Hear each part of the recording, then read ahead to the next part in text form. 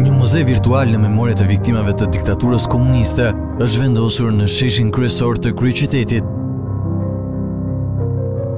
Duke nderuar ata që u persekutuan nga një prej regjimeve më gjakatare të Europës, lideri i opozitës, njëkohësisht kryetari i Bashkisë së Tiranës, denoncoi edhe një herë ringjalljen e figurës së Enver Hoxhës si një provokim ndaj të gjithë shqiptarëve.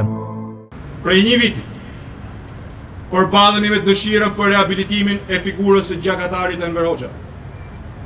Fotografitë e tij porositen të tunden në çdo aktivitet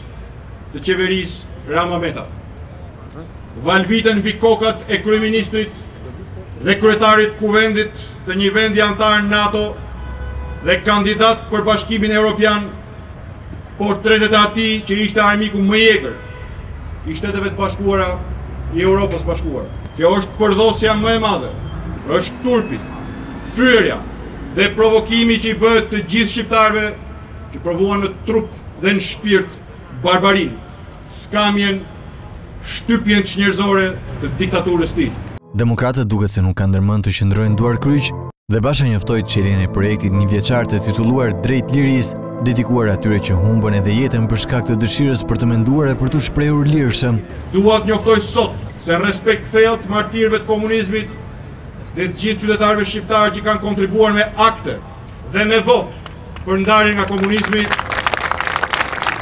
ne do t'i japim akoma më shumë hapësirë, një hapësirë edhe më të madhe,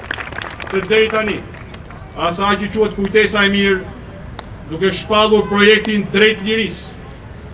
që do të startojë në 8 dhjetor të këtij viti dhe do të vazhdojë gjatë gjithë vitit të ardhshëm, vitit të 25 vjetorit lëvizjes demokratike, përmbysjes komunizmit, vitit të 25 të themelimit të Partisë Demokratike, ndryshimit madh demokratik në Shqipëri.